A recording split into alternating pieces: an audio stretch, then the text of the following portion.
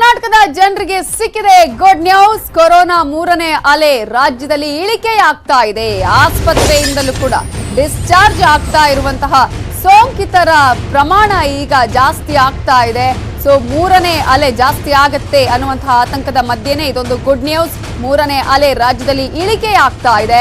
ಆಸ್ಪತ್ರೆಯಿಂದಲೂ discharge ಆಗ್ತಾ ಇರುವಂತಹ ಸೋಂಕಿತರ ಪ್ರಮಾಣ ಏರಿಕೆಯಾಗ್ತಾ ಇದೆ. ಫೆಬ್ರವರಿ 2-3ನೇ ವಾರದಲ್ಲಿ ಇಳಿಕೆ ಕಾಣುತ್ತೆ ಅಂತ ಹೇಳಿದ್ದಾರೆ ತಜ್ಞರು.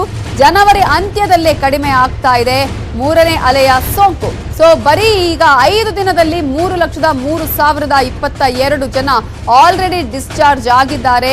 ಸೊ ಇದು ಮೂರನೇ ಅಲೆ ಕಡಿಮೆ ಆಗ್ತಾ ಇದೆ, ಇಳಿಕೆ ಆಗ್ತಾ ಇದೆ ಪ್ರಕರಣಗಳ ಸಂಖ್ಯೆ ಅನ್ನೋದನ್ನ ಸೂಚಿಸುತ್ತೆ.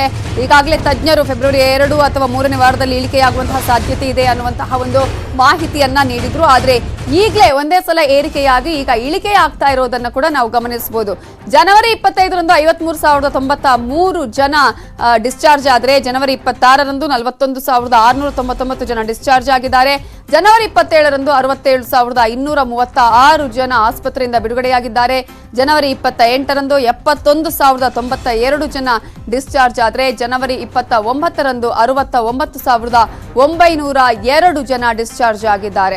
ಸೊ 5 ದಿನದ ಸೋಂಕು ಹಾಗೆಯೇ 5 ದಿನದ ಡಿಸ್ಚಾರ್ಜ್ನ ವಿಚಾರವನ್ನು ಕೂಡ ನಾವಿಲ್ಲಿ ಗಮನಿಸಬಹುದು. 5 ದಿನದಲ್ಲಿ 1,92,923 ಮಂದಿಗೆ ಸೋಂಕು ಕಾಣಿಸಿಕೊಂಡಿದೆ. 5 ದಿನದಲ್ಲಿ 3,03,022 ಜನ ಇಲ್ಲಿವರೆಗೂ ಕೂಡ ಡಿಸ್ಚಾರ್ಜ್ ಆಗಿರೋದನ್ನ ನಾವಿಲ್ಲಿ ಗಮನಿಸಬಹುದು. ಒಟ್ಟಾರೆಯಾಗಿ ಇದೊಂದು ರೀತಿಯಂತಹ ಪಾಸಿಟಿವ್ ವೈಬ್ ಅಂತಾನೆ ಹೇಳಬೇಕಾಗತ್ತೆ. ಯಾಕಂದ್ರೆ ಒಂದಷ್ಟು ಆತಂಕ ಇದೆ. ಆದ್ರೆ ಏನೇ ಆದ್ರೂ ಕೂಡ ನಮ್ಮ ಎಚ್ಚರಿಕೆಯಲ್ಲಿ ನಾವು ಇರಲೇಬೇಕಾಗುತ್ತೆ.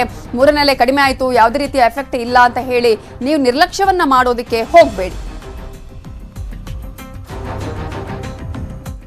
ರಾಜ್ಯದಲ್ಲಿ ಸೋಂಕು ಕಡಿಮೆ ಆಗ್ತಾ ಇದ್ದು ಸಾವಿನ ಸಂಖ್ಯೆ ಹೆಚ್ಚಳ ಆಗ್ತಾ ಇದೆ. ಇದು ಆತಂಕಕ್ಕೆ ಕಾರಣ ಆಗ್ತಾ ಇರೋದು.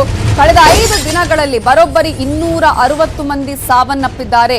ಕೋವಿಡ್ ಮರಣ ದರವು ಕೂಡ -0.7ರಿಂದ 0.20ಗೆ ಏರಿಕೆಯಾಗಿದೆ. ಏನಾಗೋದಿಲ್ಲ, ಸೋಂಕು ಬರುತ್ತೆ, ಈಗ ಒಂದು 4-5 ದಿನದಲ್ಲಿ ಕಡಿಮೆ ಆಗುತ್ತೆ, ಜ್ವರ ಯಾವುದೇ ರೀತಿಯ ಸಿಂಪ್ಟಮ್ಸ್ ಇದ್ರೂ ಕೂಡ ಅಂತ ಅಂದುಕೊಂಡ್ರು ಕೂಡ ಈಗ ಸಾವಿನ ಪ್ರಮಾಣ ಏರಿಕೆಯಾಗ್ತಾ ಇರೋದನ್ನ ನಾವು ಗಮನಿಸಬಹುದು. ಸೋಂಕಿತರು ಆಸ್ಪತ್ರೆಗೆ ದಾಖಲಾದ 3 ದಿನಗಳಲ್ಲಿ ಸಾವನ್ನಪ್ಪಿದ್ದಾರೆ. ವಯೋವೃದ್ಧರು, ಅನಾರೋಗ್ಯ ಪೀಡಿತರು, ಸೋಂಕಿತರು ಸಾವನ್ನಪ್ಪಿದ್ದಾರೆ. ಮೂರನೇ ಅಲೆಯಲ್ಲಿ ನಿನ್ನೆ ದಾಖಲೆಯ 70 ಮಂದಿ ಮರಣವನ್ನು ಹೊಂದಿದ್ದಾರೆ ಒಂದೇ ದಿನ. ಸೊ ಇದು ಒಂದು ರೀತಿಯ ಆತಂಕಕ್ಕೆ ಕಾರಣ ಆಗ್ತಾ ಇರೋದು. ಸಾವಿನ ಲೆಕ್ಕವನ್ನ ನಾವು ನೋಡೋದಾದ್ರೆ ಜನವರಿ 25ರಂದು 52 ಮಂದಿ ಸಾವನ್ನಪ್ಪಿದ್ರು. ಜನವರಿ 26ರಂದು 39 ಜನ ಸಾವನ್ನಪ್ಪಿದ್ದಾರೆ. ಜನವರಿ 27ರಂದು 49 ಮಂದಿ ಸಾವನ್ನಪ್ಪಿದ್ದಾರೆ. ಜನವರಿ 28ರಂದು 50 ಮಂದಿ ಸಾವನ್ನಪ್ಪಿದ್ದಾರೆ. ಜನವರಿ 29ರಂದು 70 ಮಂದಿ ಸಾವನ್ನಪ್ಪಿರೋದನ್ನು ಕೂಡ ಗಮನಿಸಬಹುದು. ಅದೇ ರೀತಿಯಾಗಿ ಮಕ್ಕಳು ಕೂಡ ಈಗ ಈ ಒಂದು ಕೊರೋನಾದಿಂದಾಗಿ ಸಾವನ್ನಪ್ತಾ ಇರುವಂತಹ ಒಂದಷ್ಟು ಪ್ರಕರಣಗಳು ಕೂಡ ಬೆಳಕಿಗೆ ಬರ್ತಾ ಇದೆ.